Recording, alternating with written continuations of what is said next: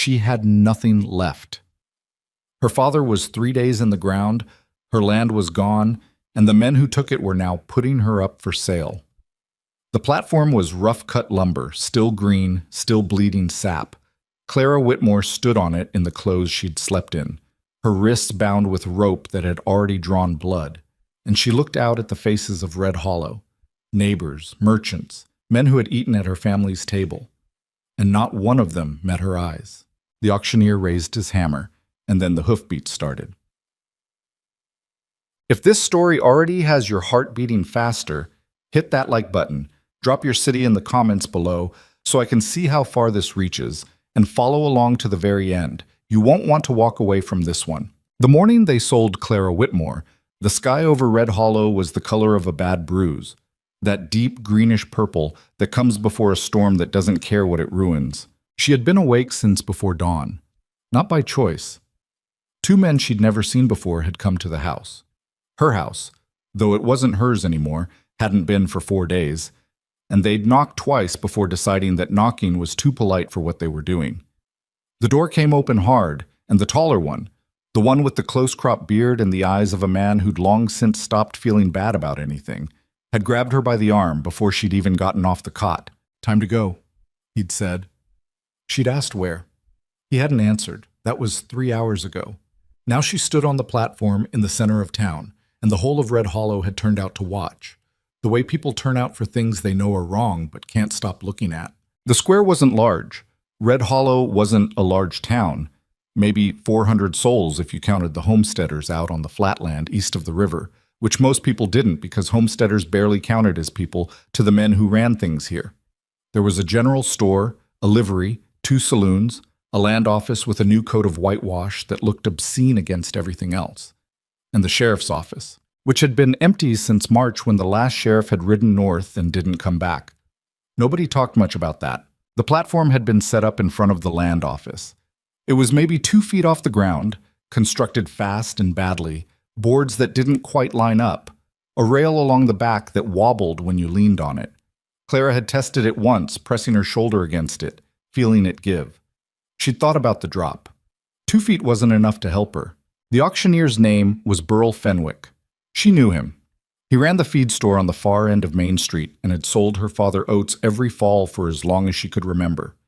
He was a heavy-set man with small hands and a voice that carried, and he was doing a thing now that she could tell he'd done before, keeping his eyes moving, never quite landing on the person being sold, as though that made it something other than what it was. "Lot 12, Fenwick said, and Clara understood from the number that she was the 12th person to stand on this platform today. She hadn't known there were 11 before her. She felt sick with it. Young woman, able-bodied, no outstanding debts beyond those already settled by the court. The Whitmore estate, such as it was, has been fully liquidated per the judgment of the Consolidated Land and Credit Authority.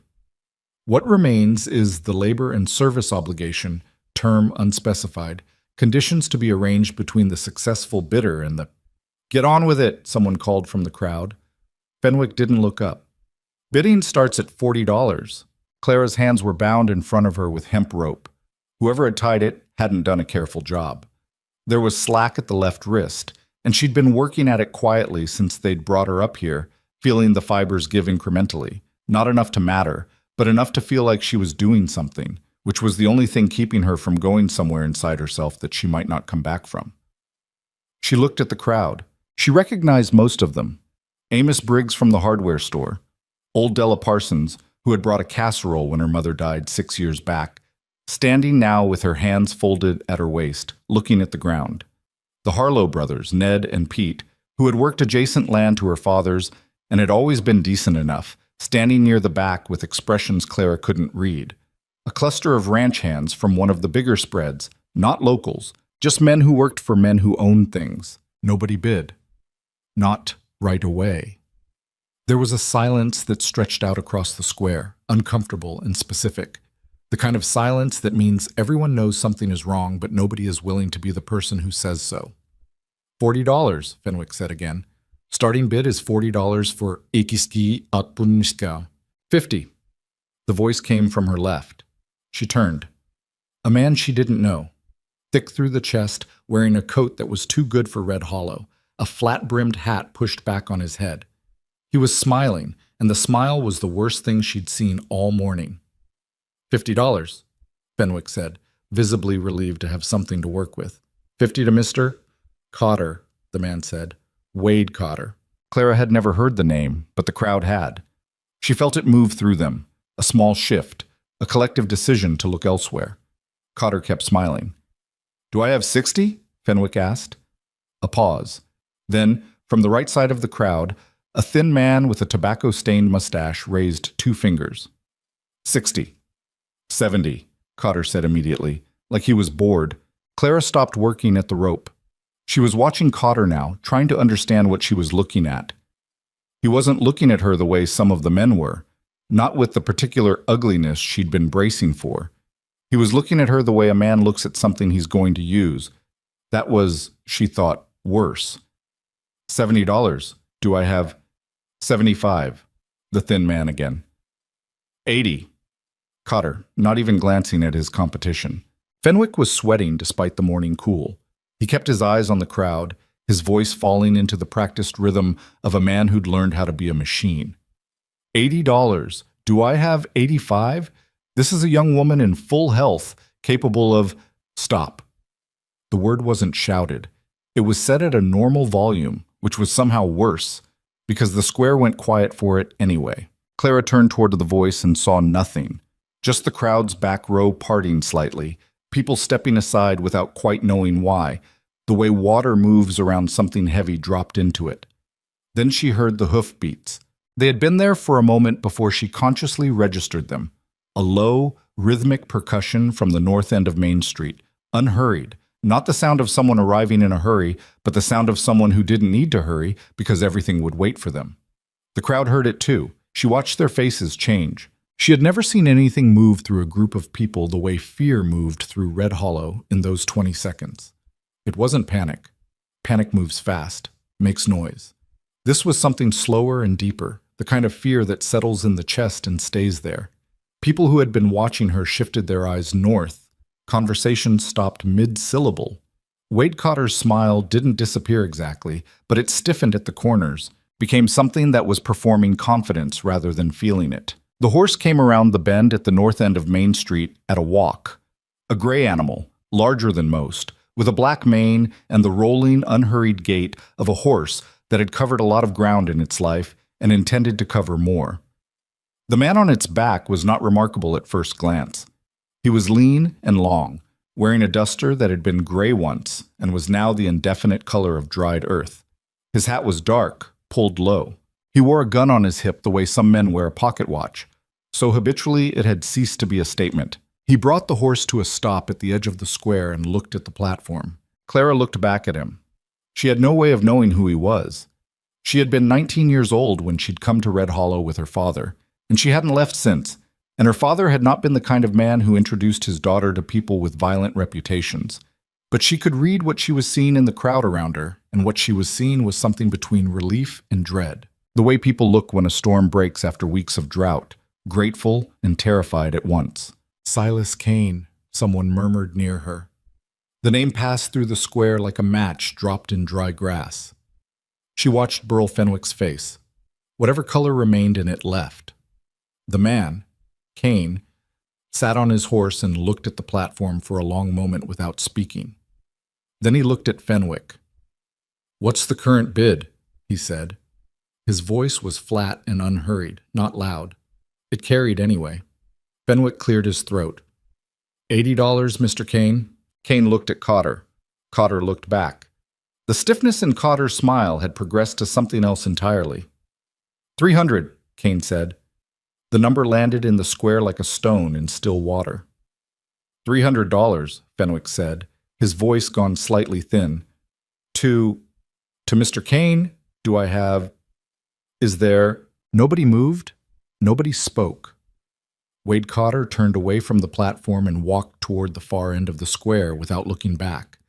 The thin man with the tobacco mustache had already gone. Sold, Fenwick said, and hit his hammer on the rail, and the rail broke off and clattered to the ground, and the sound of it in that silence was almost funny, except that nothing was funny.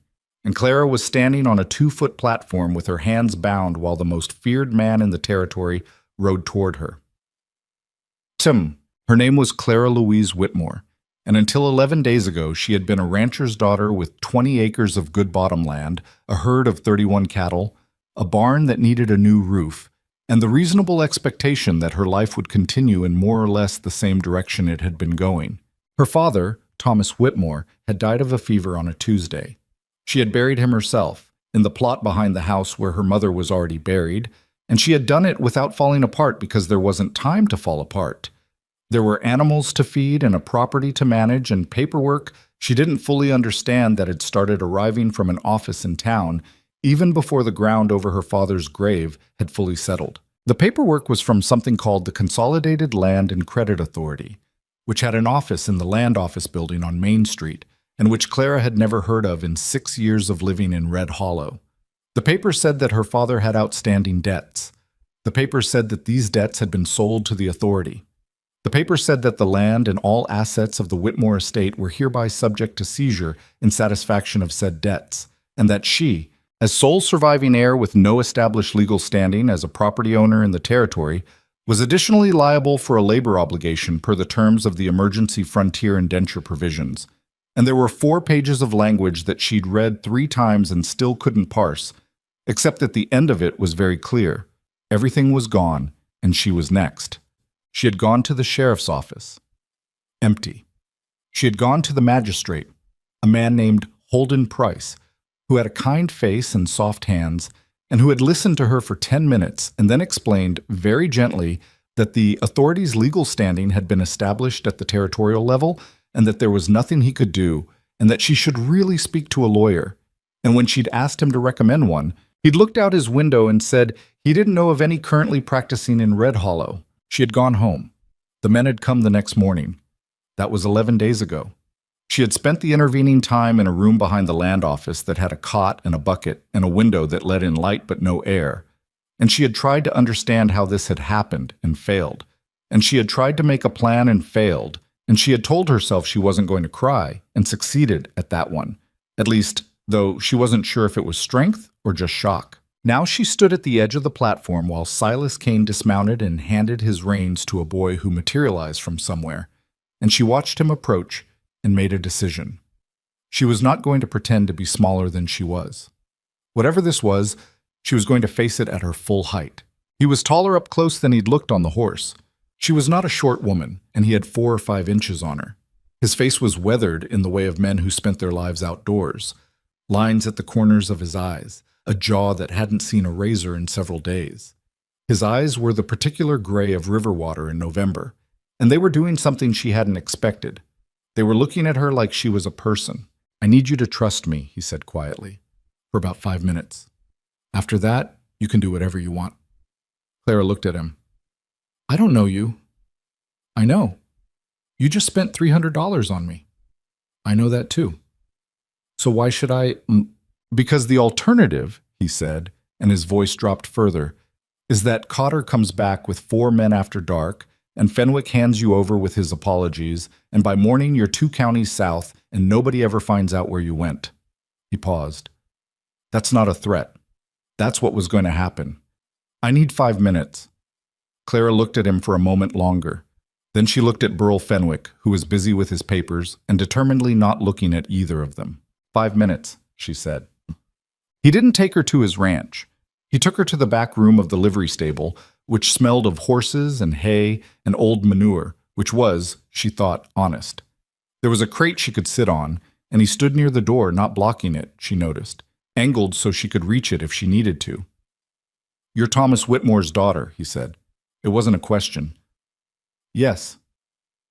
"Your father owe money to the authority?" "He didn't owe anyone anything. He paid cash for everything. He thought—" She stopped. "He had a thing about debt." Kane nodded slowly. "So no loans, no ledger with his name in it. Not that I ever knew of." "You won't find one," Kane said, "because they don't need a real ledger. They just need a name on a paper, and they've got a judge in Heston County who will stamp it if you pay him enough, and then the paper's real legally speaking, whatever the truth is." Clara felt something cold settle in her chest. They fabricated the debt. They fabricated everything. That's the business.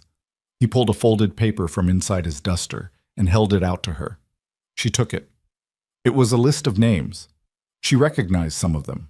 Settlers, homesteaders, a couple of small ranching families from the East Flats. Next to each name was a date and a dollar figure. What is this? Property seizures, Kane said. Over the past 3 years. That's not the full list. It's just what I've managed to confirm. The ones I know for certain weren't in debt. The ones who were run off legitimate land under fraudulent authority. She looked at the list. There were 41 names. Some of them, Kane said, didn't just lose their land. She looked up from the paper. Some of them, he said, ended up at an auction like the one this morning. And some of those... He stopped. Some of them aren't accounted for. The cold in her chest spread. Who's running this?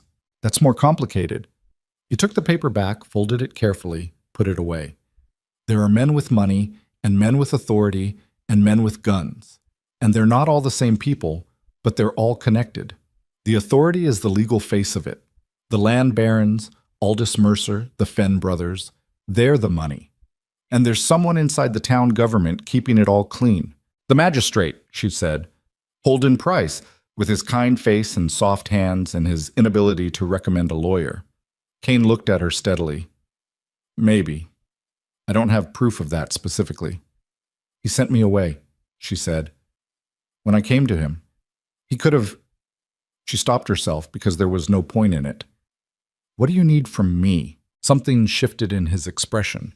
It was subtle, a slight relaxation around the eyes.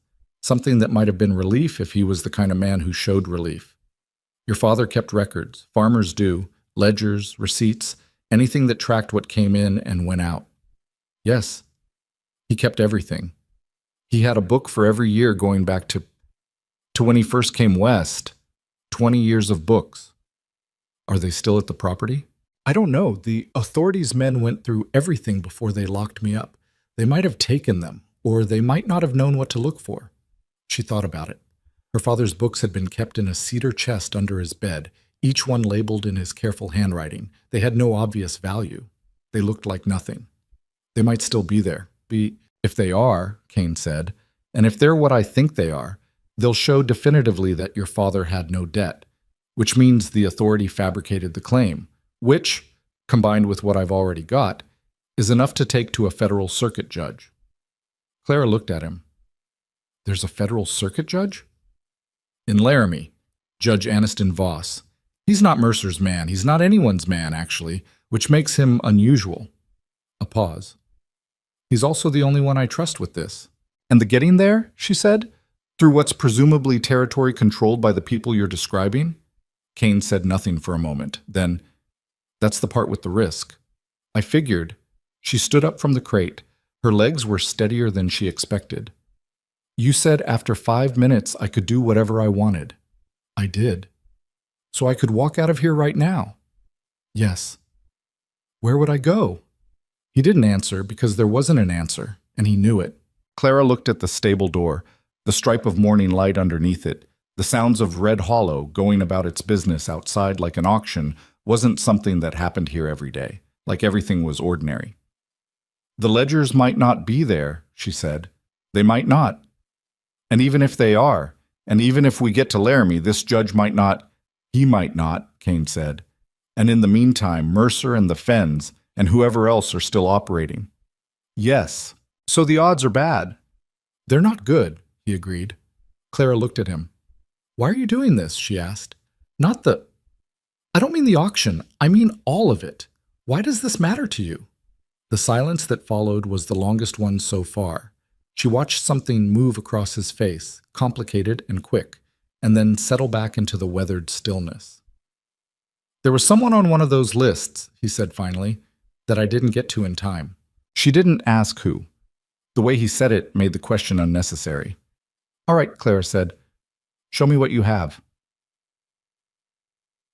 Tots. What he had was more than she'd expected, and it was stored in a canvas saddlebag that looked like it held a change of clothes and maybe some jerky. He spread it on the stable floor, to some papers mostly, some handwritten and some printed, a handful of what looked like ledger pages torn from their bindings. He talked her through them one at a time, explaining what he'd found and how, and she was surprised to find that he explained things clearly and without condescension, which was not always something men did for her. The picture that emerged was large and ugly. The Consolidated Land and Credit Authority had been operating in the territory for 2.5 years, and in that time it had seized, by Kane's count, somewhere between 60 and 100 properties, most of them small farms and homesteads east of the river.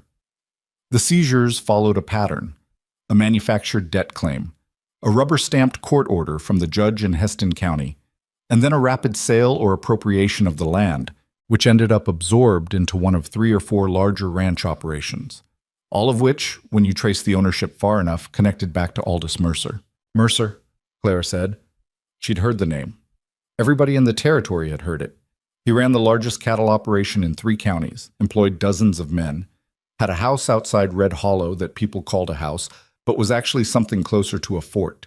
He was also, she recalled, a significant donor to the town's annual Founders Celebration and was widely described as a pillar of the community. Mercer is the money, Kane said again. The Fens are muscle. They run the hired men. And someone in the town government is making sure the legal mechanisms work. And the auctions? Kane was quiet for a moment. He refolded one of the papers and set it aside. The auctions are new, started maybe 6 months ago. Before that, it was just land. Seize the property, drive the people off, let them figure out where to go. But someone decided. He stopped. Started again. Some of the people who get sold at auction end up at work camps on the far properties.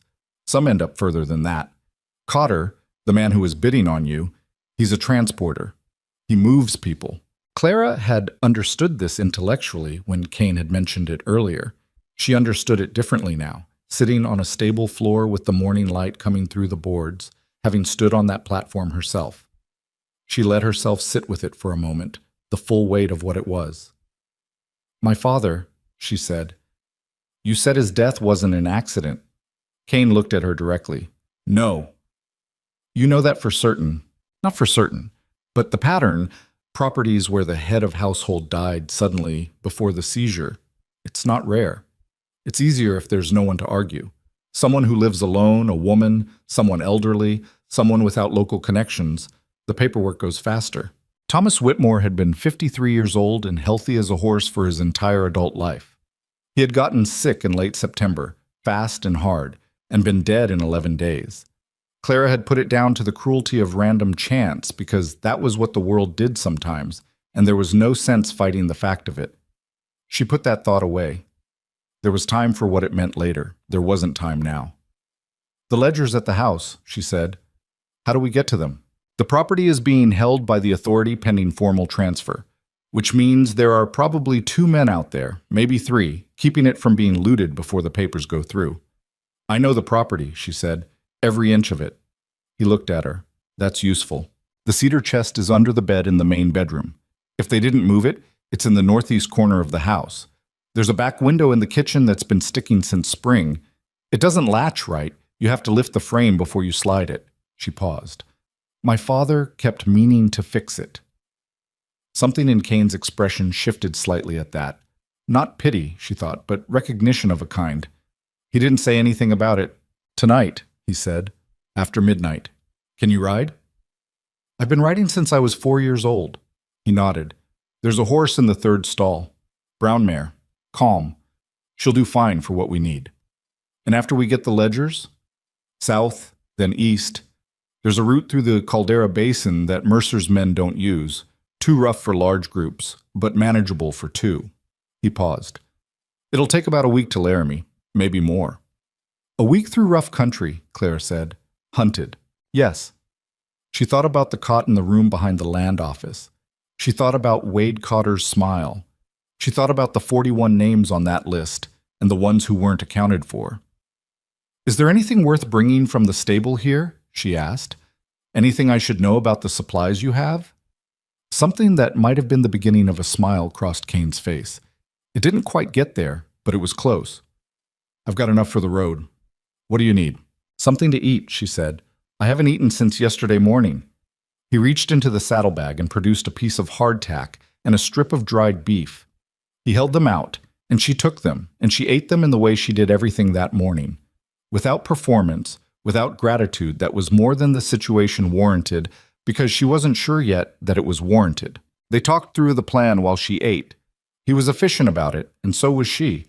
And by the end of it, they had something that wasn't exactly comfortable but was workable, which was, she suspected, the most you could ask for in Red Hollow on a day like this. No. The afternoon passed slowly. Kane left and came back twice. Once to tell her he'd arranged a room above the livery for her to sleep in until dark, and once to bring her a change of clothes that were practical rather than anything else, boots that were close enough to her size to function. She slept for 3 hours, which surprised her. She hadn't thought she could. When she woke, the light through the small window above her cot was orange and going fast. She lay still for a moment and listened to the sounds of the town. Horses, voices, something that might have been music from one of the saloons. An ordinary evening in Red Hollow. Except that she had been on the auction platform this morning, and somewhere in this town there were men keeping records of their crimes in careful ledgers, and her father was in the ground, and the world was arranged the way it was arranged, and not some other way. She got up. She put on the new boots. She went to the window and looked out at the street below, at the people moving through their evening, and she thought about what it meant that she hadn't cried yet, and whether that was something to be proud of or worried about. She decided it didn't matter. Feeling things could wait. Getting to Laramie couldn't.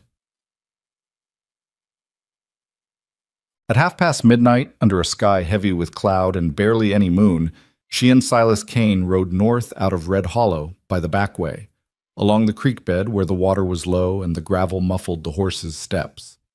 The Whitmore property was 2 miles out.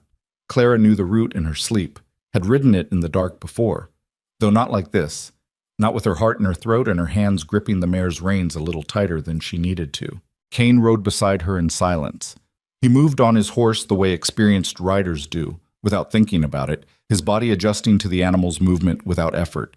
He had his gun on his hip and a rifle in the saddle boot, and he'd checked both before they'd left the stable with the methodical care of a man for whom it was a practice. 2 guards, he said quietly, when the dark outline of the farmhouse appeared against the sky. Maybe 3. We'll go in from the east through the tree line. The kitchen window is on the west side, Clara said. I know, but they'll have someone watching the main approach. We circle. She followed his lead. They tied the horses in the cottonwoods at the edge of the property and went the rest of the way on foot, moving through grass that came to her knees, still wet from a rain 3 days before. She could see a light in the front window of the house. The main room, where her father's armchair was, where he had sat every evening with whatever book he was working through. She put that away too. They came around to the west side. The kitchen window. Kane checked it first, pressed his palm flat against the frame, looked at her. She stepped forward and found the spot, low on the left corner, where the wood had warped and the latch didn't catch. She lifted with both hands, feeling the familiar resistance, and then the give, and the window slid up without a sound. Kane went in first. She followed. The kitchen was dark, and she knew it by feel.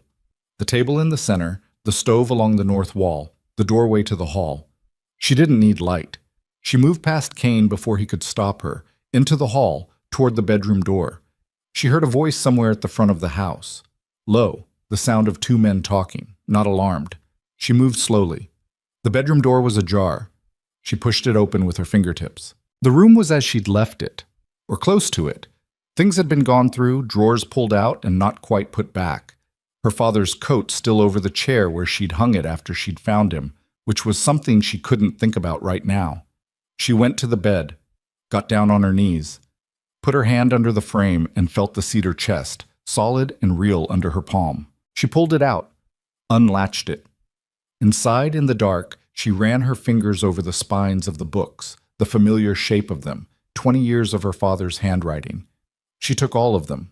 Kane was behind her and he helped her carry them, and they went back the way they'd come, through the kitchen window, across the wet grass, into the cottonwoods. One of the guards said something near the front of the house. She heard his boots on the porch boards, and she froze for a moment, chest tight, not breathing. Then his boots went back inside and the door closed. She let the breath out, loaded the books into the saddlebags, swung up onto the mare. Kane was already on the gray. He looked at her once in the dark, and she looked back, and there was something in that look that was not quite trust. It was too early for trust, but was something adjacent to it, something practical and serious and shared. Then he turned the gray south, and she followed, and Red Hollow fell away behind them. She did not look back. There was nothing behind her worth looking at. Ahead of them was 200 miles of rough country, a judge she'd never met, and the bones of a conspiracy that had swallowed 41 families whole and was still hungry. Her hands were steady on the reins. That, she thought, would have to be enough. The Caldera Basin was not a place that wanted people in it. Clara understood that within the first hour of riding into it, the way the terrain shifted from open grassland to something broken and hostile. Rock formations that rose out of the earth without warning, gullies that looked shallow until your horse was already in them.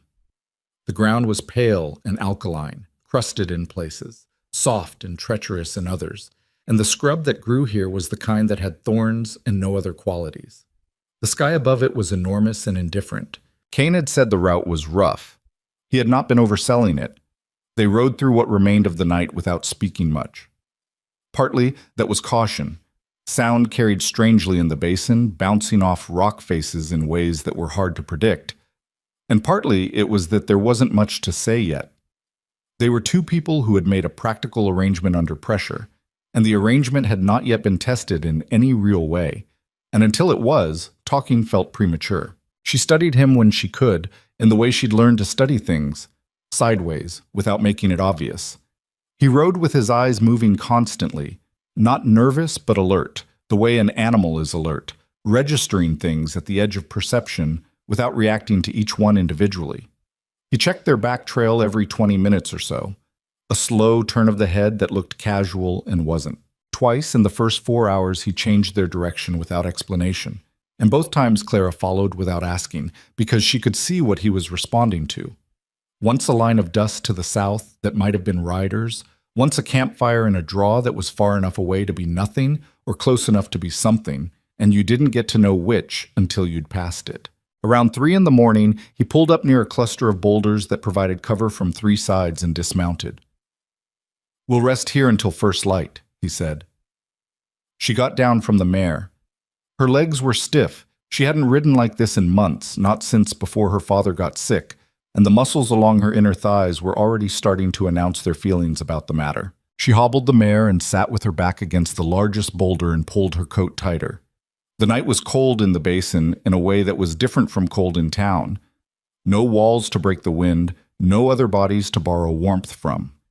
Kane sat across from her, close enough for conversation, far enough that it wasn't presumptuous. He pulled a canteen from his pack and offered it to her first. She took it and drank and handed it back. "You said someone on that list," she said. "Someone you didn't get to in time." He didn't answer right away. He drank from the canteen and capped it and set it beside him. "My sister," he said, "and her husband. They had a farm east of Red Hollow about 18 months ago." Clara let that sit for a moment. "What happened to them?" "Ruth, my sister. She's accounted for. They found her. She's in Casper now with friends. But her husband," he stopped. "Daniel. He was a good man, stubborn, which made things worse. He argued when they came for the property. He made noise." Another pause. "He's one of the unaccounted ones." "I'm sorry," Claire said. "It wasn't enough, but it was what there was." "I spent 4 months looking," Kane said, "and I found pieces of the picture but not the whole thing. Your father's ledgers, if they show what I think they show, they fill in the legal layer, the documented fraud. That's what we're missing." He looked at the saddlebag that held the cedar chest's contents. "Without documentation, we're 2 people making accusations. With it, we're witnesses to a paper trail. And a federal judge makes a different decision with paper than without it." "That's the theory." Clara pulled her knees up. She thought about her father's handwriting, precise and a little cramped, the way men of his generation wrote, like paper was still expensive even when it wasn't. Every transaction recorded, every dollar in and out, 20 years of a man's honest life reduced to evidence. "When they come for us," she said, "and I think we both understand they're going to... How many men are we talking about?" Kane tilted his head slightly. "Mercer has a crew of maybe 30. He won't send all of them. That's too visible. But Cotter works with 5 to 8 regularly, and there'll be scouts before the main group. So we'll know before they arrive." We should, if we're careful. He looked at her. You weren't wrong to ask that. Most people don't ask the practical questions. Most people probably haven't been standing on an auction platform 3 hours before they ask. Something shifted at the corner of his mouth. Fair point. They moved again at first light, when the sky went from black to that deep, specific blue that comes before color returns to the world. Clara ate the last of the hardtack while riding, because stopping felt wrong when they'd lost so much of the night already. The basin took 2 days to cross. On the second day, the alkaline flats gave way to a section of broken canyon country. Red rock, narrow passages, the sound of water somewhere below them that they could hear but not reach. Kane knew the route well enough to navigate it without hesitation, which told her he'd come this way before, more than once. You've been working on this for a while, she said, on the afternoon of the second day, as they picked their way down a switchback that asked more of the horses than the horses appreciated. The investigation, before the auction, before me. 8 months, he said, roughly. Alone? Mostly. He held a branch back so it didn't catch her as she passed. I had some contact with a man in Heston County who was tracking the same thing from a different angle. Land surveyor noticed the property seizures didn't align with recorded deed boundaries. He stopped writing back about 3 months ago. Stopped writing back? She said. Yes. She understood what that meant. So you have been hunted for a while. In a general sense, they know someone is asking questions. They don't know it's me specifically yet, or they didn't, before the auction. He guided the gray around a loose section of trail. Showing up publicly the way I did, that narrows it down considerably. You did that to stop what was happening on that platform. I did, he said. But you could have found another way in, another angle. He didn't answer immediately. They reached the bottom of the switchback and the horse's hooves found solid ground again. I could have, he said. Probably. Clara looked at him. He was looking at the trail ahead. I watched someone go through that process once, he said. The auction. Before I understood the full scope of it. He paused. I wasn't going to watch it again. She didn't say anything to that. There wasn't anything useful to say. Joaquin. On the third morning, they found the camp. It was in a draw between 2 ridgelines. Cold ash from a fire, a tin can that had held beans, boot prints in the soft earth around the fire ring. Kane crouched over the prints for a long minute, reading things in them that Clara couldn't quite follow. 2 men, he said. Maybe a day ahead of us. They came from the northwest. He looked at the ridge line. That's the Red Hollow direction. Scouts. Or they passed through on another errand. He stood. His voice said he didn't think it was another errand. We changed course, north for a day, then cut east through Ridley Pass. Is that route passable? It's harder. He looked at her. And longer. But they won't expect it. Probably not. Clara looked at the cold ash. Someone had sat at this fire and eaten beans and been warm while she and Kane were crossing the basin in the dark. Someone who was being paid to find them, and paid by men who had built a machine for making people disappear. North, she said. Let's go. The person who betrayed them was named Orson Webb, and Clara had known him since she was 14 years old. He ran the way station at Copper Creek, a rough establishment that offered hay and water for horses, and a meal and a floor for travelers. And he had been a friend of her father's in the loose way that men who live near each other become friends. Shared interests, a few debts in both directions, someone to talk to on slow afternoons. When they arrived at the way station on the evening of the 4th day, cold and tired and short of provisions, she had felt something genuinely like relief at seeing his name on the painted board above the door. She'd said to Kane quietly that she knew this man, that he was her father's friend, that they could trust him for one night. Kane had looked at her for a moment with an expression she hadn't been able to read. All right, he'd said. Orson had greeted her warmly. She could see real emotion in his face when he'd taken her hands, real distress about her father, real anger about what had been done to her, real hospitality in the meal he set out and the stalls he opened for the horses. He'd ask careful questions, the kind a concerned friend asks, about where they were going and what route they were taking, and she had answered them honestly, because he was her father's friend, and she was tired, and the warmth of the building was undoing something in her that had been held tight for 4 days. She had watched Kane across the table, watching Orson. His face had been neutral, patient. They'd slept, actually slept, on proper cots in a back room, and it was the first real sleep she'd had in days. She woke at dawn feeling almost like herself, and that small luxury was so unexpected that for a moment she lay still and just let herself feel it. Then she heard horses outside, more than 2, moving fast. She was up and at the window in the next breath. 4 riders, coming from the west, riding the way people ride when they're not worried about being heard. She grabbed her boots and the saddlebags and went for the door in her stocking feet. And in the hall, she nearly ran into Kane, who was already dressed and already moving. "How long?" he said. "Just arrived. 4 of them." He looked back toward the main room of the way station, where the sound of the door opening was already coming. The horses, already thinking about it. She moved past him toward the back door, the one that opened to the paddock. The horses were in the paddock, not the stable. She'd checked last night, out of habit. It was the kind of small, practical habit her father had drilled into her. Always know where your exit is. Always know where your animals are. They got to the horses before the men at the front got around to the back. It was a matter of maybe 90 seconds, and it was not graceful. She was bridling the mare with one hand and holding the saddlebags with the other, and the mare was unhappy about the rush, tossing her head, and Kane was already on the gray and moving toward the paddock gate. She heard Orson's voice from inside the building, raised, explaining something. She heard another voice, harder, not Orson's, saying that it didn't matter. She got the mare bridled, got up without a saddle, so for no time, and went through the paddock gate that Kane had left open behind him. They ran the horses for a mile before the terrain made it inadvisable. Then they dropped to a hard trot, and Kane took them north into rocky ground where tracking was difficult. "Orson," she said, when she had enough breath to speak. "Yes." "He seemed—" She stopped. "He probably didn't want to," Kane said. His voice was even. "That's the thing about these men. They don't always need willing informants. They need informants they can threaten, which is a much larger pool."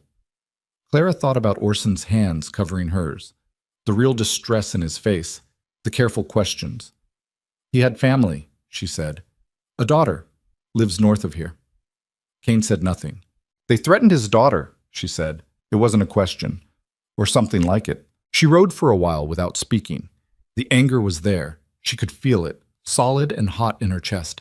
But underneath it was something more complicated. The recognition that the machine she was fighting ran partly on people like Orson Webb, good enough men who got caught in the gears and chose the thing that kept someone they loved alive. You couldn't even wholly blame them for it. You could just keep moving. "How did they find us that fast?" she asked. "We changed course at the draw. Cotter's better than I gave him credit for," Kane said. "Or there's more network coverage than I thought. Either way." He looked at the sky, reading something in it. "We've lost the Ridley Pass option, so they'll cover it now. That leaves Denison's Gap, which is longer and climbs, but it's also the kind of route nobody uses if they can avoid it. So we can't avoid it. Not anymore." She looked at his back, the long line of him on the gray horse, the duster moving in the wind, and thought about the 8 months he'd spent building this case alone, and the man in Heston County who'd stopped writing back, and his sister in Casper without her husband. "Kane," she said. He looked back at her. "Thank you," she said, "for the auction. I know I haven't—" "You don't need to," he said. "I know I don't need to. I'm choosing to." She held his gaze. "It was a decent thing, whatever else this is." He looked at her for a moment in that way he had, direct and unreadable, and then he turned back to the trail. "Let's get to Denison's Gap," he said. "Then we can decide what we are." She followed him into the high country, where the wind had teeth, and the trail was barely a trail, and the sky was the color of pewter pressing down on the ridge lines. The saddlebags held 20 years of her father's ledgers. Somewhere behind them, Cotter's men were reforming, rerouting, coming. She kept her heels in the mare's sides and her eyes on the ground ahead. And she didn't look back, because looking back was the same as making it mean more than it meant. And what it meant was simple. They were still moving, and moving was what you did until you couldn't. Denison's Gap earned its reputation. The trail climbed for 4 hours through terrain that seemed to be actively hostile to the idea of passage. Narrow ledges above serious drops, loose shale that skittered under the horses' hooves and kept sliding long after they'd passed. Sections where the two of them had to dismount and lead the animals by hand because asking a horse to navigate it while carrying weight was a request that deserved refusal. Clara's arms ached from managing the mare on the steep sections. Her boots had rubbed a blister on her left heel that she was ignoring. The way you ignore things when stopping to address them would cost more than pushing through. Cain was bleeding from a cut above his ear that he'd gotten from a low branch on the approach. He hadn't mentioned it. She'd noticed it on the second hour and hadn't mentioned it either, because they both understood that the list of things that mattered right now was specific and the cut wasn't on it. They came through this gap as the last light died and descended the far side in near darkness, picking their way by feel and the gray horse's instincts, which turned out to be better than either of their own. At the base of the descent, where a thin creek ran cold over smooth rocks, they stopped. The horses drank. Cain washed the cut on his head without fanfare, using water from the creek and a cloth from his pack, and Clara built a small fire. Smaller than she wanted, just enough for warmth, screened by the creek bank from any sight line above. She pulled the ledgers from the saddlebag. She hadn't looked through all of them yet. The first night she'd been running on no sleep, and the following days had been too exposed. And she started now, working through them by firelight, while Cain ate and watched the dark above the creek bank. Her father's handwriting was so familiar it hurt. She moved through it anyway. The books went back 21 years, one per year, each one labeled on the spine in his cramped capital letters. She started with the most recent, the last 3 years, working backward. The columns were meticulous: date, transaction, amount, counterparty. Her father had recorded everything, including conversations, in small notes in the margins. Delivery from Hargrove, spoke with county man about water rights, paid Fenwick for oat delivery in full, no outstanding balance. She was in the 3rd year back when she found something that stopped her. A notation in October, margin note, her father's hand. Man from the authority came again. Told him same as before. No debt here. He left the papers. Keeping them. She turned back 3 pages. There, clipped inside the cover with a straight pin, was a folded paper she hadn't noticed in the dark of the bedroom. She opened it. It was a demand notice from the Consolidated Land and Credit Authority, dated 14 months before her father's death, claiming an outstanding obligation of $230 for a loan originated, according to the document, 3 years prior. Her father had never borrowed $230 from anyone. But the notice had a signature on it, a notary seal. And above the notary seal, in the line that read Authorized Representative, a name she recognized. She stared at it. Cain, she said. He came to the fire and crouched beside her, and she held out the paper and he read it. She watched his face. Holden Price, he said. The magistrate, she said. Who told me there was nothing he could do? Cain looked at the document for another moment, then at her. Something in his expression had changed. Not surprise exactly, but the particular quality of a long-held suspicion settling into certainty, which was its own kind of weight. He's been stamping these, Cain said, not just Heston County. He's been running both ends. He listened to me, she said, when I came to his office. He sat there with his hands folded on his desk, and he listened to every word I said, and then he... She stopped. Let it sit. He knew exactly what had happened to my father. He knew when he was listening. Yes, Cain said. She folded the paper, put it back in the ledger. She was not going to let herself feel the full shape of that right now, because the full shape of it was enormous, and they were sitting in a creek bed in the dark with Cotter's men somewhere behind them. This changes what we bring to Laramie, she said. It does. Price is a territorial officer. That elevates the federal interest. He paused. It also means that everything you said in his office, every detail you gave him about your plans or your intentions, was passed directly to Mercer. Clara thought about her visit to the magistrate's office. She'd been frightened and angry, and she'd told him quite a bit. She'd mentioned she had no local connections, no one to turn to, no resources. She'd essentially handed Holden Price a map of her vulnerabilities. I made it easy for them, she said. You trusted an official, Cain said. That's what officials are for. Don't do that. Do what? Make it easier than it was. I walked in there and handed him everything he needed. She looked at the fire. I need to know I did that so I don't do it again. He was quiet for a moment. All right, he said. Chab. They reached the telegraph office at Morro Station on the 6th day, which was a small miracle of navigation and a larger miracle of the horses continuing to function under conditions that would have broken lesser animals. Morro Station was barely a settlement, a telegraph office, a trading post, 8 or 10 buildings, and the kind of population that had come west looking for quiet and found it. Kane had contacts here. He didn't explain the nature of them in detail, and Clara didn't push. A man named Garrett ran the telegraph office, old and dry and inclined toward monosyllables, and he and Kane exchanged what appeared to be a meaningful look when they arrived, and then went into the back room and talked for 20 minutes while Clara watered the horses. Kane came out with his jaw set in a way she'd learned meant the news was not entirely good. Cotter's group split, he said. One group is covering the Laramie Road south of here. The other is moving toward Red Hollow from the east. Why Red Hollow? Because Mercer's annual Founders Celebration is in 4 days. It's the biggest gathering of the year. Half the territory comes in. And he paused. Someone has apparently been circulating a rumor that we've already been captured and the evidence destroyed. Clara looked at him. They're managing the story. Trying to. If the celebration goes off normally, Mercer looks untouchable.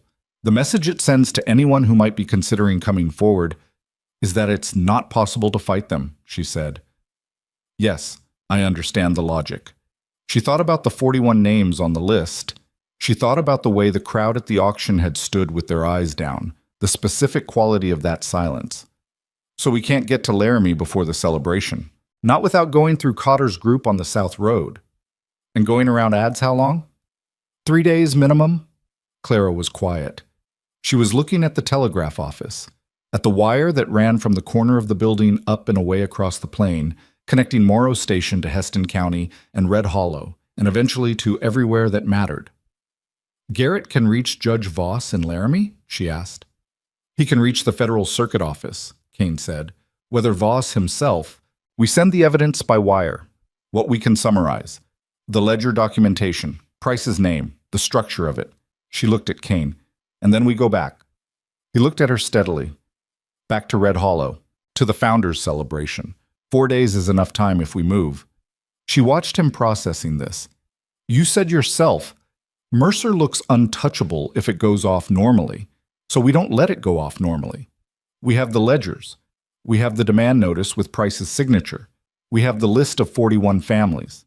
And we have Cotter's men between us and there. And we have one group of Cotter's men between us and there. The other group is covering Laramie. She kept her voice level. Kane, if we go to Laramie, if we get there, if Voss acts on it, the legal process takes time, weeks, months. And in that time, Mercer controls the territory, controls the story, keeps the machine running. But if we go back to Red Hollow, you get killed at the Founders Celebration, he said. Or I do, or both of us. Maybe. She didn't look away from him. But the people at that celebration, the settlers, the homesteaders, the people who stood at that auction with their eyes down, they're not all Mercers. They're just scared. And scared people do the math constantly, whether it's worth resisting, whether anyone else will, whether the cost is worth the benefit. We change the math. Kane looked at her for a long moment. She could see the calculation moving behind his eyes. Not the military kind, the other kind, the harder kind, where you weigh what you're willing to lose against what you might get. This was not the plan, he said. The plan stopped working at Copper Creek, she said. Orson Webb made sure of that. He turned away from her and stood looking at the telegraph line for a while, and she let him look because she understood that what she was proposing was not reasonable, and he knew it, and she knew it, and the only argument available to her was that the alternative was also not reasonable, and had been designed to be that way on purpose. I need an hour with Garrett, he said finally, to get the summary right, to make sure Voss gets enough to act on, even if... He didn't finish that. Even if we don't make it, she said. Yes. Then take the hour. They came over the ridge above Red Hollow an hour before the Founders' Celebration was scheduled to begin, and the town below them was already full. Wagons in rows along the north end of Main Street. Horses at every hitching post. the smell of cooking meat rising in the still air. People from a dozen settlements had come in, the way they did every year. Not because they loved Aldous Mercer's celebration, Clara suspected, but because isolation was its own kind of suffering, and any excuse to be among people was taken when it was offered. She counted what she could from the ridge, the stage in the center of the square, built for Mercer to speak from. Men with rifles at the four corners of it, not subtle, not trying to be.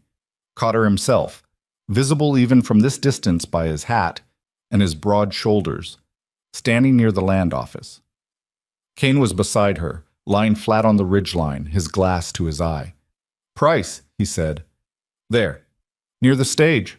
She looked. Holden Price in his good coat, standing with a small group, his face turned toward someone who was speaking.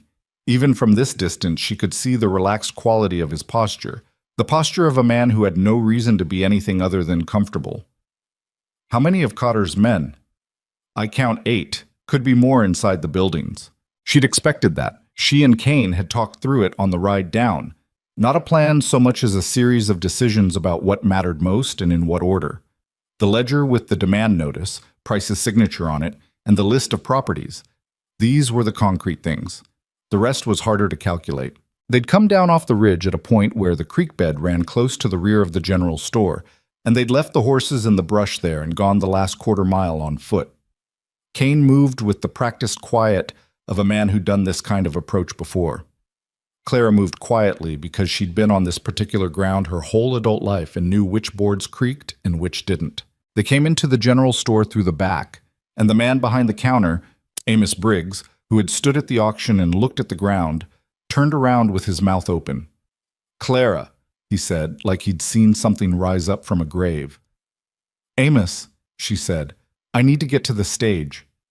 Briggs looked from her to Kane and back. His face went through several things in quick succession. "Cotter's men are all over this square," he said. "I know." She put the ledger on his counter. "My father kept records his whole life. This is 3 years of them, including a fraudulent debt notice issued by the authority with Holden Price's signature on it. There are 41 families on the list of false seizures. Do you understand what I'm telling you?" Briggs looked at the ledger. He was a man of maybe 60, had been in Red Hollow longer than she'd been alive, had seen the town change under Mercer's influence the way you watch weather change, gradually, then all at once. "Clara," he said, "even if what you're saying—" "Is there anyone in this town," Kane said quietly from behind her, "who knew Thomas Whitmore for 20 years and believed he was in debt to anyone?" Briggs closed his mouth. "Because that's what they're claiming," Kane said. "And there's a paper in that ledger with Holden Price's name on it that says they manufactured the claim." The crowd noise from outside swelled for a moment and then settled. Mercer was apparently about to speak. "Amos," Clara said, "you looked at the ground at that auction. I saw you." Briggs flinched. It was a small flinch, but she saw it. "I know why," she said. "I'm not angry about it, but I'm asking you now with the document in front of you. Is there anything left in you that wants to be on the right side of what happened here?" Briggs put his hand on the ledger. He didn't open it. He just put his hand on it and stood there with whatever was moving through him. "What do you need?" he said. She walked out onto Main Street through the front door of the general store while Aldous Mercer was 3 sentences into his annual address, and the crowd that had gathered for the celebration turned to look at her in a wave, one face after another, the way a field of grass moves when the wind hits it. Mercer stopped talking. He was a big man, well-dressed for the frontier, with white hair and the face of a man who had spent decades being agreed with. He stood on the stage with his mouth slightly open, and his eyes found Clara and then moved to Kane, who had come out beside her, and then moved to the ledger she held in both hands in front of her. Cotter was already moving. She saw him in her peripheral vision, saw his hand go to his gun. "My name is Clara Whitmore," she said, and her voice carried across the square because the square had gone very quiet. "Thomas Whitmore was my father. He's buried 2 miles north of here with a manufactured debt on his name, and everything he built is in the hands of men who killed him for it." Someone in the crowd said something she couldn't make out. A murmur went through the gathering, not hostile, not supportive, just the sound of people reorienting to a situation they hadn't expected. "I have 3 years of my father's ledgers," she said. I have the demand notice the authorities sent him 14 months before his death, signed by Holden Price, claiming a debt that never existed. I have a list of 41 families in this territory who lost their land to the same fraud. She raised the ledger. This is the document. Anyone who wants to see it can see it. Mercer had recovered himself. This woman, he said, his voice carrying the authority of long practice, is a fugitive. She has outstanding obligations to the authority, and she has been traveling with a known Mr. Mercer. The voice came from the crowd. Clara turned. It was Ned Harlow, one of the brothers who'd worked adjacent land to her father, who had stood at the back of the auction crowd with an expression she hadn't been able to read. He was a tall man, rangy, not young, standing with his hat in his hands. I'd like to see the document. Mercer looked at Harlow. Ned, this is not... I knew Thomas Whitmore for 11 years, Harlow said. I'd like to see the document. Then Cotter's gun was out, and the square fractured. The shot went wide, whether by design or nerves, Clara never knew. But it hit the wall of the general store and sent the crowd into immediate chaotic motion, people running in every direction, screaming, the orderly gathering dissolving into something formless and loud. Kane moved.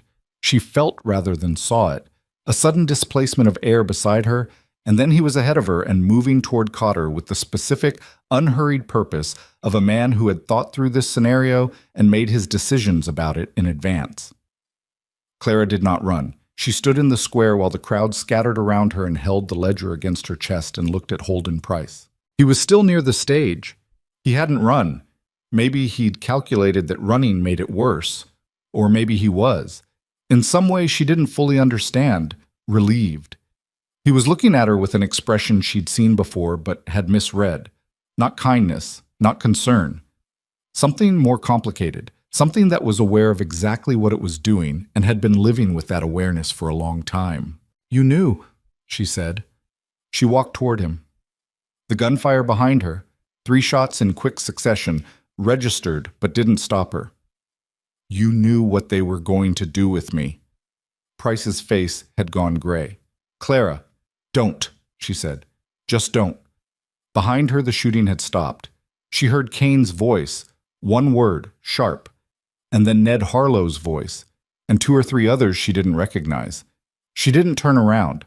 You sat across from me, she said to Price, with your hands folded on your desk, and you listened to me tell you everything, and then you went back to your office and you sent word to Mercer.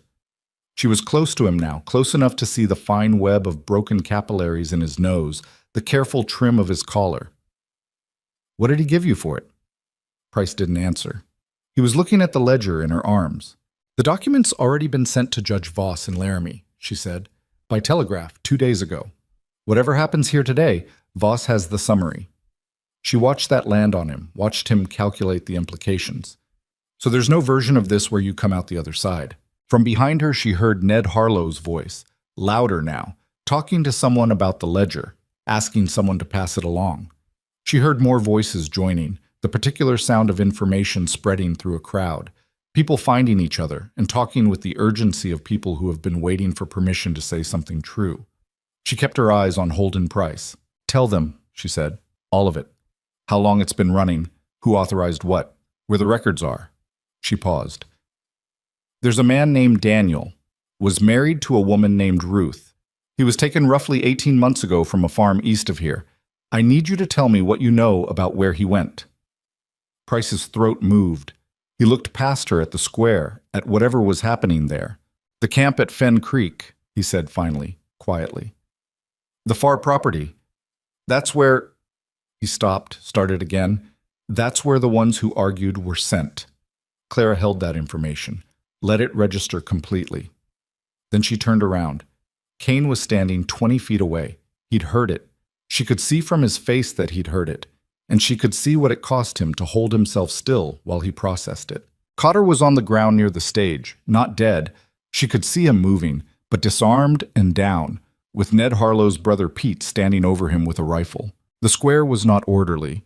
People were moving in clusters, talking, some still frightened and pressing toward the edges. Others moving toward the center where the ledger was being passed from hand to hand. Mercer was still on the stage, but the authoritative quality had gone out of his posture. and two men she didn't recognize had moved up onto the stage beside him in the way men move when they are making a point about the range of options available. It was not a victory. It was something messier than that. A crack in a structure that had been pretending to be solid, and underneath the crack was more work, more danger, more of the complicated human machinery that makes justice slow and imperfect and worth fighting for anyway. Clara walked to where Kane was standing. He was still looking at the spot where Price had been standing, though Price had sunk down onto the step of the stage and appeared to be doing arithmetic about his future.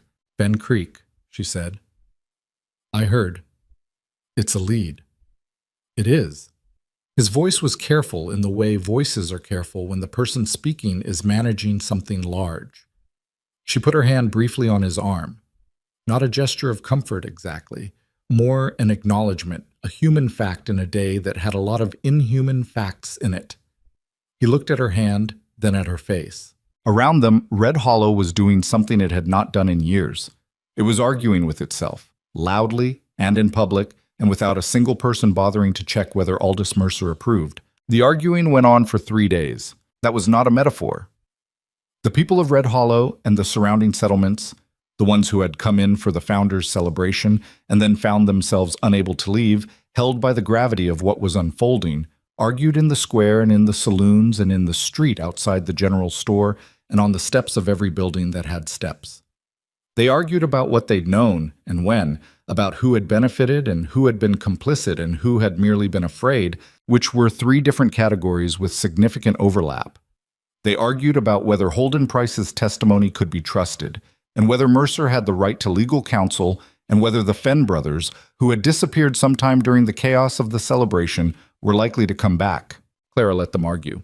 She understood instinctively that the arguing was necessary, that a town which had been silenced for years needed to make a great deal of noise before it could figure out what it actually believed. She spent those 3 days doing something more concrete.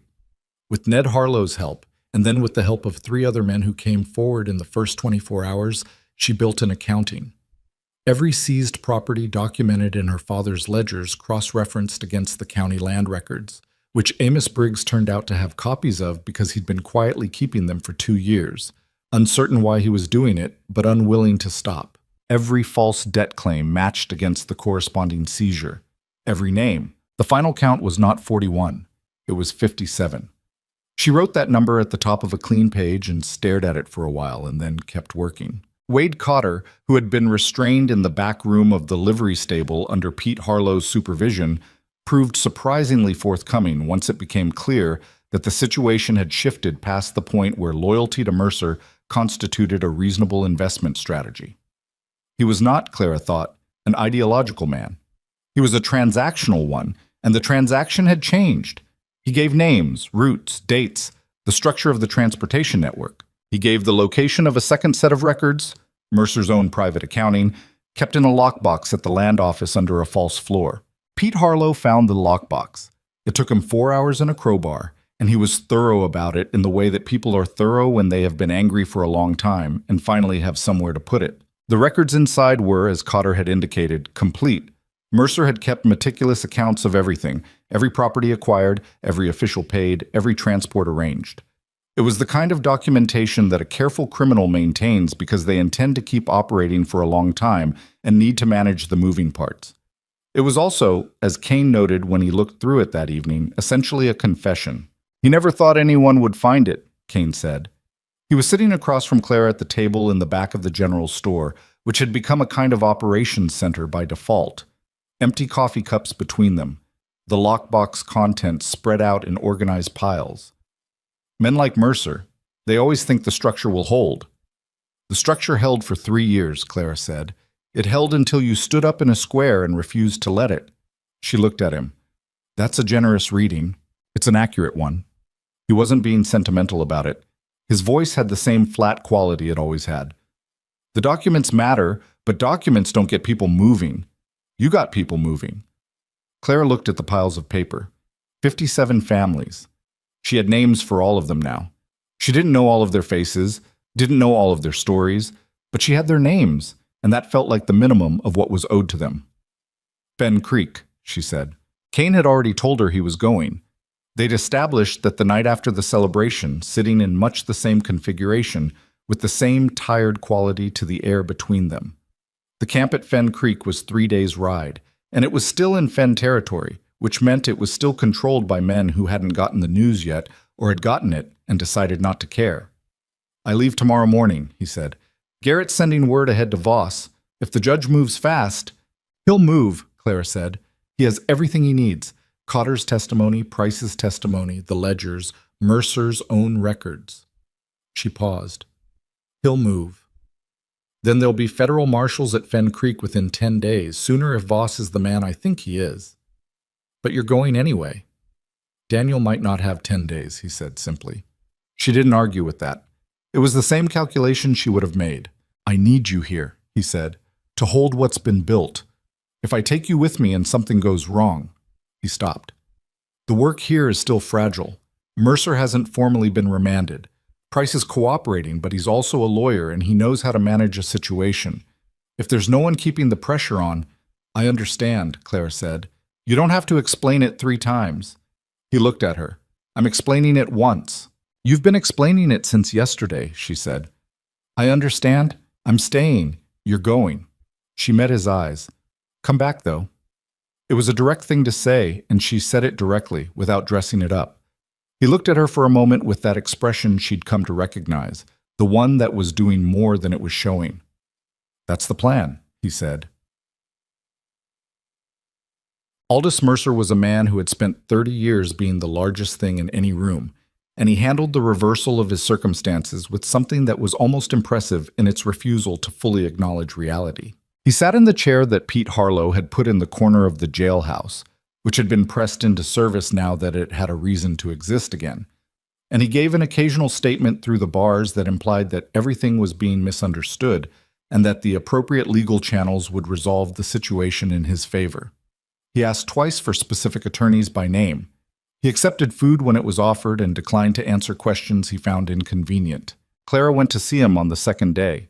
She wasn't sure why exactly, and she went alone, which meant that what happened in that room was between them without witnesses. He looked up when she came in.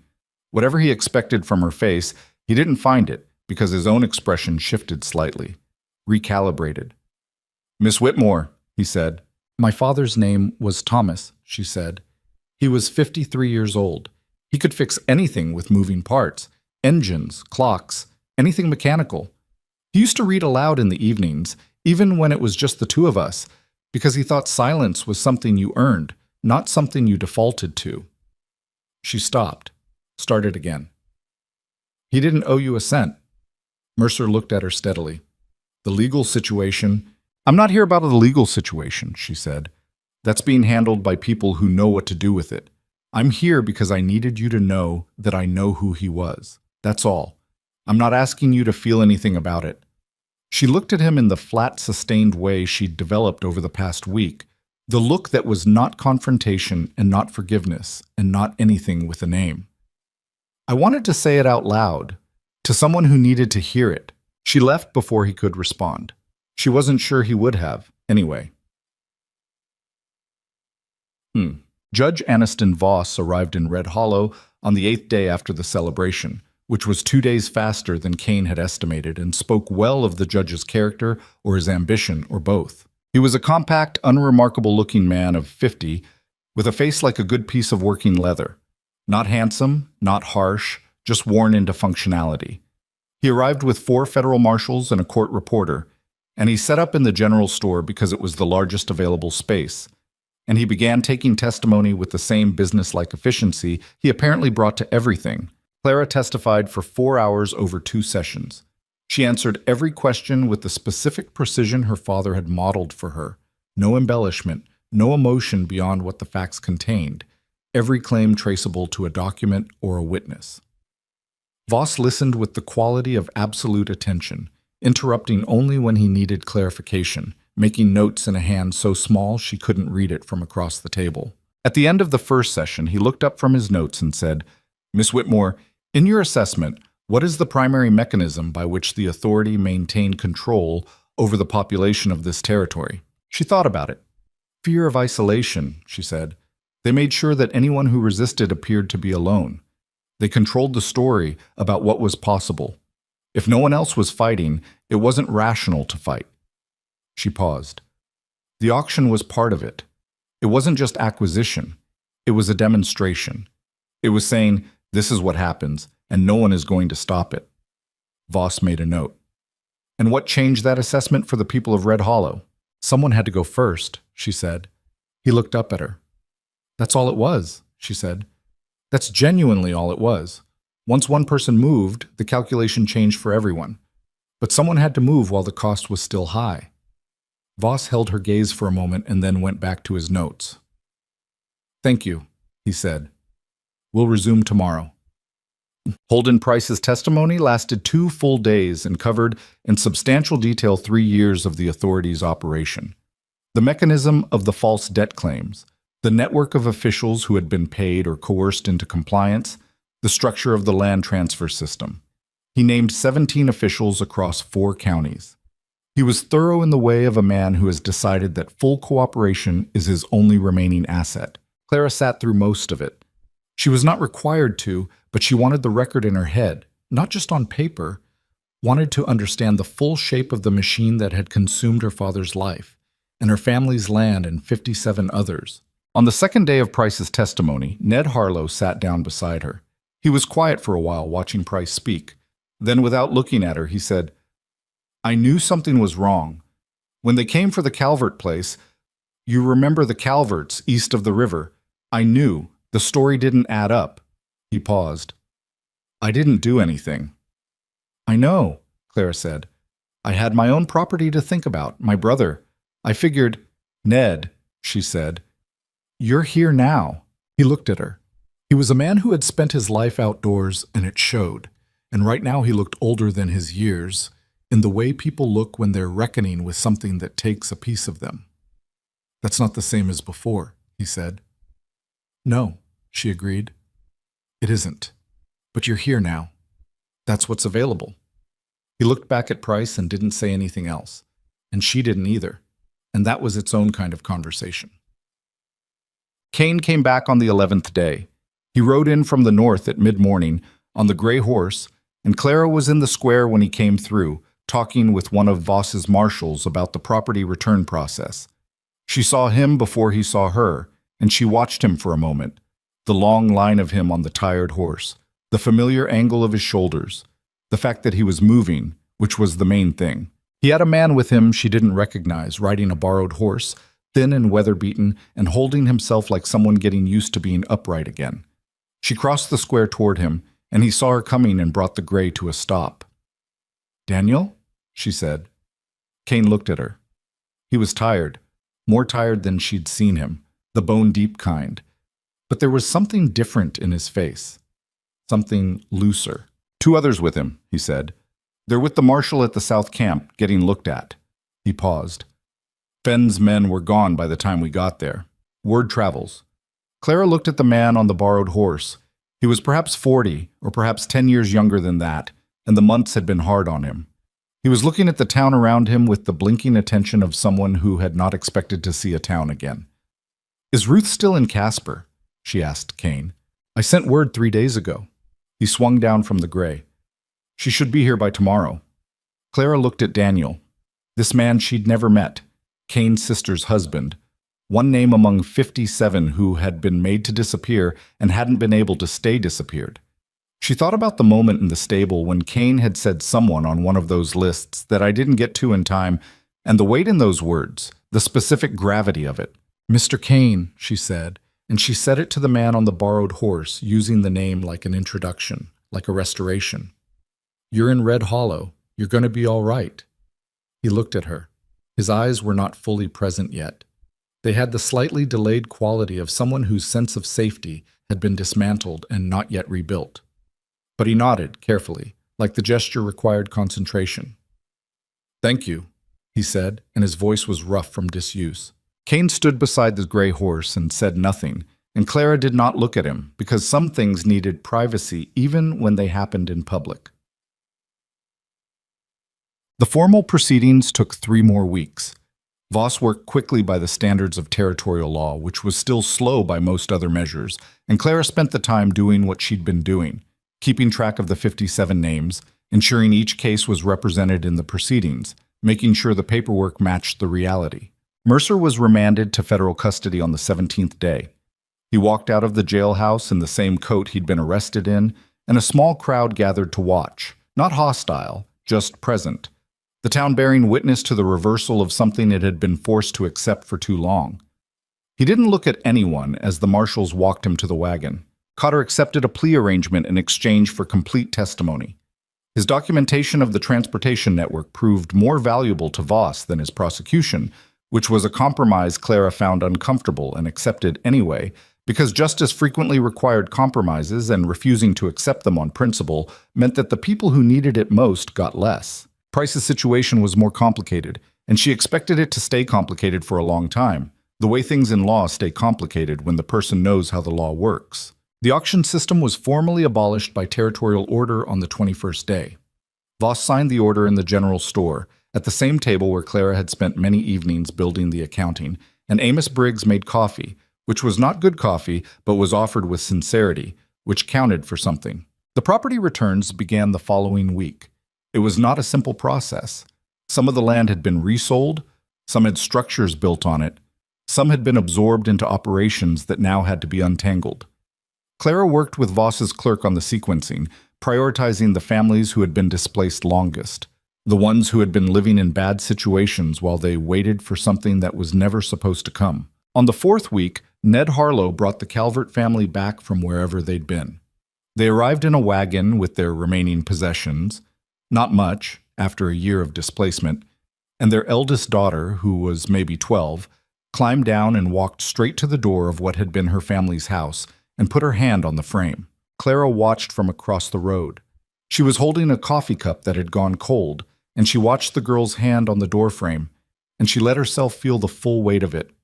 Not the triumphant version of the feeling, not the clean version, but the real one, which had grief mixed into it alongside everything else, because the months this family had lost were not returnable, and the Calverts were only one family, and there were 56 more. And some of the stories in those 57 were not going to end like this one. She drank the cold coffee, went back to work.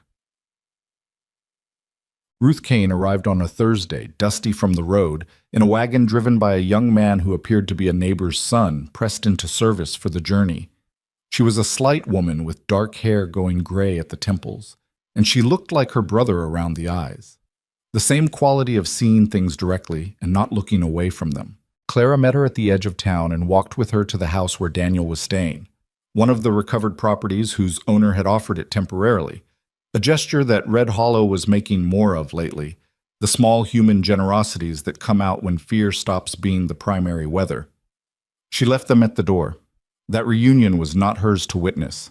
Kane found her that evening at the ridge above town, where she'd taken to going when she needed to think without anyone needing anything from her.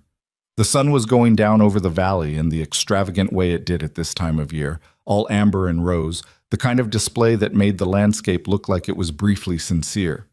He sat down on the rock beside her without asking, which she'd stopped minding some days ago.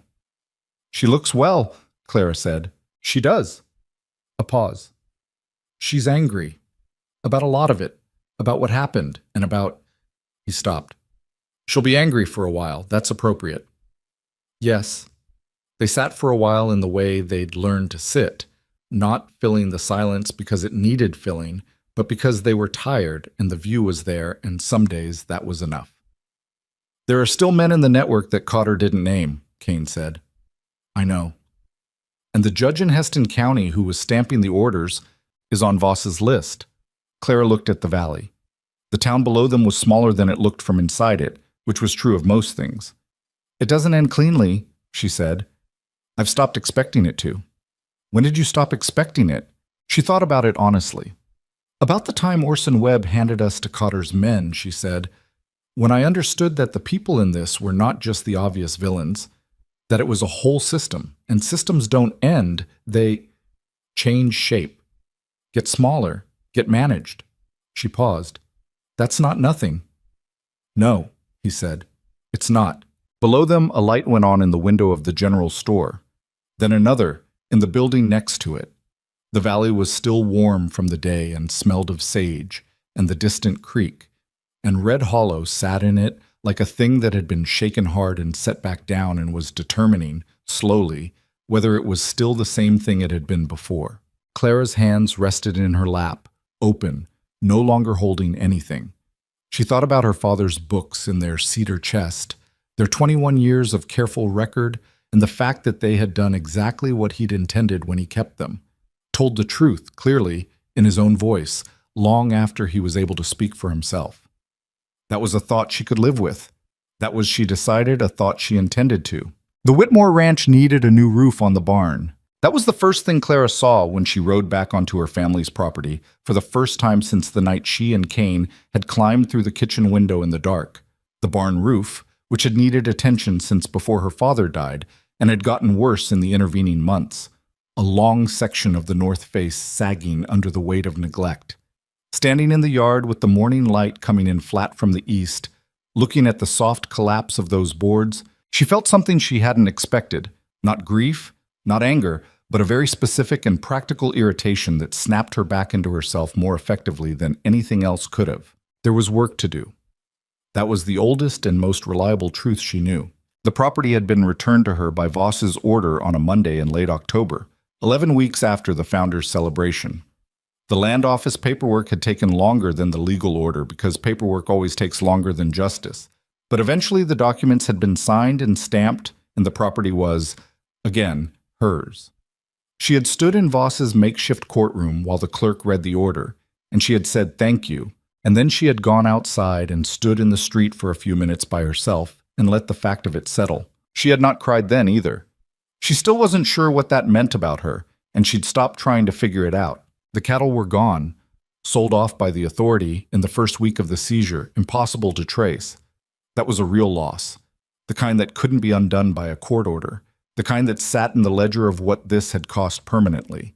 She had 31 head of cattle in the fall of this year and 0 in the spring of the next, and the gap between those numbers represented years of her father's work and years of her own future, and there was no document that gave that back. She started with what she had: the land, the house, the tools still in the barn that the authorities' men hadn't thought worth taking, and enough of her father's reputation in the surrounding community that 3 neighboring families helped her repair the roof without being asked. Ned Harlow showed up on the second morning with his brother and 2 ranch hands, and they worked for 2 days on the barn structure while Clara worked alongside them, and nobody made a speech about it or turned it into something sentimental. It was just work that needed doing, and people with hands doing it, which was the best version of how things got done. The winter was hard in the way frontier winters are hard. Not dramatic, just relentless. A grinding daily pressure of cold and limited light, and the particular loneliness of being the only person on a piece of land. She had a horse, a small flock of chickens that had survived because she'd hidden them in the creekside brush before the authorities' men came, and enough preserved food to get through if she was careful about it. She was careful about it. She also spent the winter doing something her father had never done, because he'd never needed to: writing. Not fiction, not letters, documentation. She took everything that had come out of the proceedings, everything Price and Cotter had testified to, everything in Mercer's lockbox, and she organized it into a comprehensive account of how the authority had operated. The mechanism of the false debt claims, the network of complicit officials, the transportation system, the auctions. She wrote it clearly, without legal language, in the kind of prose that a person who hadn't been to law school could follow. She wasn't sure yet what she intended to do with it. She wrote it because it needed to exist, because the details of how a machine like that operates were exactly the kind of thing that got lost between proceedings and memory and the passage of time, and the losing of them was how the same machine got built again somewhere else, by different men with the same appetites. Kane came by twice during the winter. The first time in November, when the ground was still passable, to tell her that the judge in Heston County had been formally removed from office and was facing his own proceedings, which were moving slowly, but moving. And again in February, when the snow was deep enough that the gray horse left tracks all the way from the road to her door, and she saw them before she saw him and knew someone was coming and put more wood on the fire. He stayed 2 days that second visit. They talked about the ongoing proceedings. There were still threads being pulled, still officials being identified, still the question of the Fenn brothers who had not been located, and they talked about other things too, the smaller things that accumulate between two people who have been through something together and are in the process of figuring out what that means going forward. He was not easy to know. She understood that about him now in a way she hadn't at the beginning. He was a man who had built significant walls around the things he cared about, because caring about things on the frontier was expensive, and he had paid the price before. He communicated sideways, in actions more than words, in the thing he did where he would notice what you needed before you said it, and provide it without making the provision into a statement. She appreciated that about him, actually. She was not a person who wanted to be studied. On the second night of that February visit, the fire had burned low, and the wind was doing something theatrical against the windows. And he'd said, without particular preamble, "I'm not good at staying in one place." She'd looked at him across the table. "I know. It's a flaw," he said. "I'm not saying it like it's neutral. I'm saying it because you should know it." "I know it," she said. "You've been moving for years. That doesn't stop being a habit because the reason for it changes." "The reason has changed," he said. She looked at him. He was looking at the table, not at her, which was how he looked at things when they mattered to him. "Kane," she said. He looked up. "I'm not going anywhere," she said. "This is my land. I intend to rebuild what was here and then build more. That's my plan, and I'm not adjusting it." She held his gaze. "But the road goes both ways. And I've noticed you keep finding reasons to be on it." Something in his face shifted. That small, almost there movement that was his version of what other men did openly. "That's true," he said. "So stop explaining yourself," she said, "and just be on the road when you need to be and here when you don't. That's not a complicated arrangement." He was quiet for a moment. "Most people want more certainty than that. Most people haven't stood on an auction platform," she said. "I have a different relationship with certainty than I used to." He looked at her for a long time in that direct, unhurried way. Then he said, "All right." That was the entirety of what passed between them on the subject, and it was, Clara thought, exactly the right amount. Spring came, and with it two things she hadn't fully anticipated. The first was the letter from the territorial legislature in Cheyenne, forwarded through Voss's office, asking if she would be willing to provide testimony to a committee examining frontier land protections. She read it twice, then wrote back and said yes. The second was Ruth Kane, who appeared at her door one morning in April with a basket of provisions and the matter-of-fact demeanor of a woman who had decided something and was proceeding with it. "I've been thinking," Ruth said, sitting at Clara's kitchen table with a directness that explained quite a bit about where Kane had learned his communication style, "about what you wrote. The account of the authorities' operation. Silas told me about it." Clara set coffee in front of her. "He wasn't supposed to. He didn't give me details. He just said you'd been writing something that should probably be read by more than one person." Ruth wrapped both hands around the cup. She was a practical woman, not a dramatic one, and the practical quality of her had an edge to it now that Clara recognized. The edge that comes from having lost something and gotten part of it back, and living permanently afterward with what the gap had cost. "I have contacts in Cheyenne, a newspaper man I've known since before I came west. If you wanted the account published—" "It's not complete yet," Clara said. "How much more do you need?" Clara thought about the Fenn brothers, still unlocated, about the 3 names on Cotter's list that hadn't been fully resolved, about the judge in Heston County whose proceedings were grinding forward at the speed of institutional law. "Another few months," she said. "Maybe through summer." Ruth nodded. "I'll write to my contact in the fall." "It might not change anything." "It might not," Ruth agreed, "but people need to know how these things work. Not just that they happened. How. The mechanism of it." She looked at Clara steadily. "My husband spent 7 months in a labor camp because a man in a good coat signed a paper that said he owed money he didn't owe. I want that to be on record in plain language, not buried in court transcripts that nobody reads." "Yes," Clara said. "That's exactly why I'm writing it." Ruth drank her coffee. She wasn't a woman who needed everything to be comfortable. "Silas likes you," she said, in the tone of someone making an observation rather than an argument. "I know," Clara said. "He's a difficult person to like back." "I've noticed." "He's worth the effort," Ruth said. "That's all I'll say about it." That's exactly the right amount to say about it, Clara said. Ruth looked at her for a moment, and then she did something Clara hadn't seen from her before. She smiled, small and genuine, the kind that costs something. Gut.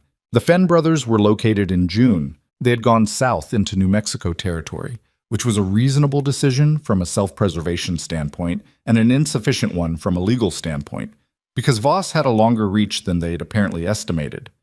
2 federal marshals brought them back in chains on a Wednesday afternoon, and most of Red Hollow turned out to watch them come through Main Street, not in celebration exactly, but in the way communities mark the closure of things that have been open wounds. Clara watched from the steps of the general store. She had a cup of coffee and no particular expression. Amos Briggs stood beside her, and Ned Harlow was somewhere in the crowd, and the Calvert girl, whose name was Penny, Clara had learned, and who was 13 now and had the particular ferocity of a child who'd seen too much and was still processing, was standing on the other side of the street with her mother. "Is it over?" Briggs asked. He'd been asking that in various formulations for months. "The Fenns are in custody," Clara said. "The judge in Heston County has been removed. Mercer is waiting on trial. Most of the property has been returned." She thought about it. "The authority as a functioning system is finished. The people who ran it are either in custody or being sought." She paused. "That's over." "And the rest?" She watched the wagon carrying the Fenn brothers disappear around the bend toward the jailhouse. "The rest is what comes after, which is not the same thing as being over. It's just different work." Briggs was quiet for a moment. "You know they're going to ask you to run for the county seat," he said. "When the new elections happen. People are already talking about it." Clara looked at him. "You don't have to look at me like that," he said. "I'm just reporting what I hear." "I'm a rancher," she said. "You're the woman who walked into the Founders' celebration holding her father's ledger and accused Aldous Mercer in front of 400 people," Briggs said. "You're several things now." She didn't have an answer for that. It was true, and she knew it was true, and she was still in the process of understanding what to do with the truth of it. The account was finished in August, 114 pages in Clara's handwriting, plus appendices of the key documents, plus the list, all 57 names, each one with the date of their seizure and the current status of their case, a running record of what had been restored and what had not, and what was still in process. She gave a copy to Voss's office. She gave a copy to Ruth's newspaper contact in Cheyenne. She kept one copy at the ranch, in the cedar chest that had held her father's ledgers, because that seemed right. The Cheyenne paper ran a summary of it in September, and then a longer version 2 weeks later when the response to the first piece made the editor understand he'd underestimated the readership's appetite for the full picture. It was read in Red Hollow and in Heston County and in settlements Clara had never been to, and it was discussed in the Territorial Legislature Committee where she had testified in June, and whatever effect it ultimately had was not something she could fully measure because effect moves through the world in ways that are slow and nonlinear and mostly invisible. What she knew concretely: 3 families who had not known to file claims contacted Voss's office after reading the account.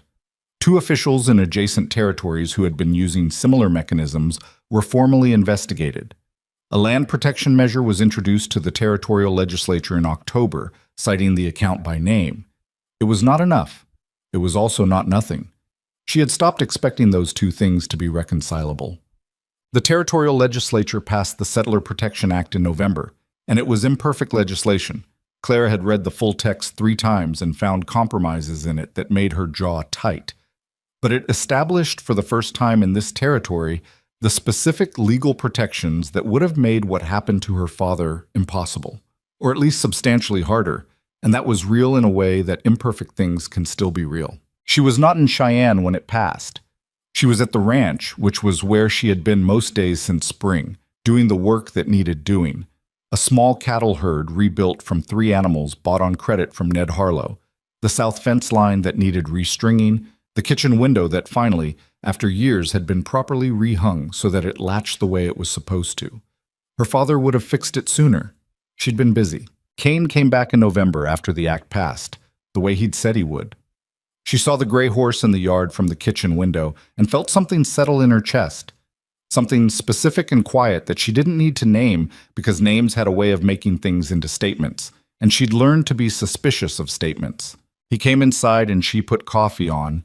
and they sat at the table the way they'd sat at it before, and he told her about the proceedings against Mercer, which were moving toward conclusion, and she told him about the legislation, and there was a point somewhere in the middle of that where the conversation stopped being about those things and became about other things, the slower accumulating things between two people who have decided, without making a ceremony of it, to keep choosing each other. He stayed through the winter. The founders' celebration came around again in the spring, a year after the one that had changed everything. Red Hollow held it anyway, because a town does not abandon its calendar just because the previous year's version was violent and revelatory, and because there was something right about reclaiming the day rather than pretending it didn't exist. It looked different. Mercer was awaiting trial in Laramie. The stage where he had spoken was gone.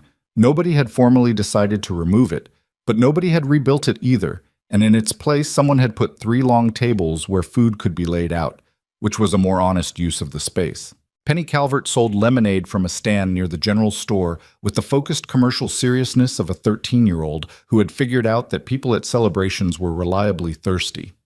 Daniel Kane was there, standing with Ruth in the particular way of a man who is still rebuilding his sense of his own weight in the world, but is doing it beside someone who knows the precise dimensions of what was taken. He was quieter than he'd probably been before, and sometimes he'd look at things with a slight delay, like he was making sure they were real. That was the kind of damage that didn't go away cleanly. It just became part of the person. Clara stood near the edge of the square with Kane and watched the town. Not the town it had been a year ago. The one that had stood in silence with its eyes down. But whatever this was now, this noisier, less certain, more honest version of itself.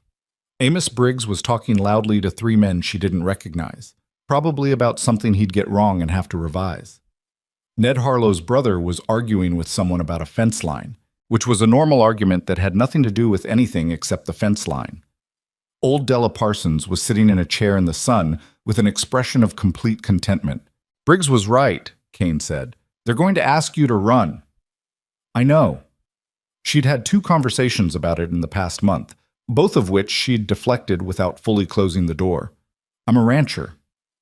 You're also the person who wrote a 114-page account of how land fraud operates and got it into the territorial legislative record, he said. Those aren't mutually exclusive. I haven't decided, she said. I know. I'm not pushing. He paused. I'm just saying that the skills are the same. Documentation, stubbornness, the ability to make an argument that people can't dismiss even when they want to. She looked at him. Is that a compliment? It's a description, he said. Coming from you, she said. That's a compliment. He didn't quite smile. He almost did. She looked back at the square. There was a young woman near the water trough, maybe 16, arguing with a man in a suit who had the particular posture of someone trying to talk her out of something. The woman wasn't backing down. Her chin was up, her arms were folded, and whatever she was saying it clearly. Clara watched her for a moment and felt something she didn't have an immediate name for, something in the territory between recognition and hope. She thought about the auction platform, the rough-cut lumber, still bleeding sap, the rope on her wrists, the silence of the crowd. She thought about what it had meant to stand there and understand that no one was going to intervene, and what it had meant when she'd decided that the person who didn't intervene wasn't going to be herself. The world didn't reward that decision automatically. It didn't hand you justice because you were brave or stubborn or right. It just made the alternative. Silence, compliance, the long, slow diminishment of a life lived too small, untenable. And from the wreckage of that intolerability, if you were willing to do the work and keep doing it after you'd already done it more than you thought was possible, something built itself. Not a clean thing, not a finished thing, a thing with gaps in it and compromises in it and the names of 57 families in it, some of whom were whole again, and some of whom would be managing the damage for years, and some of whom she'd probably never meet, but whose names were in her handwriting, in the cedar chest, in the record that would outlast all of them. That was enough. It had to be enough. And it was. Kane, she said. Yeah. Thank you for coming back from Fen Creek. He looked at her. You said that already, months ago. I know. I'm saying it again. She met his eyes. Some things are worth saying more than once. He held her gaze for a moment, and then he did something she'd seen him do 3 or 4 times in total. He let his face do what it actually wanted to do, without managing it, without the weathered stillness that was his default. What it wanted to do was something unguarded and real, and specifically his. "All right," he said. "All right," she agreed. Below them, Red Hollow went on doing what a town does when it's trying to remember how to be itself. Imperfectly, loudly, with significant disagreement about the details, and a stubborn collective insistence on continuing anyway. The woman who had stood on an auction platform a year ago had her land back, and her father's name cleared, and 114 pages of truth in the public record. And a man who showed up in November and stayed through the winter, and a barn roof that no longer sagged, and a cattle herd that was small but real and growing. She had, she thought, exactly enough. And the rare knowledge, won at high cost, paid in full, of what enough actually meant. She finished her coffee, set the cup down on the railing. There was work to do. There was always work to do. She was at this point in her life deeply glad of that fact,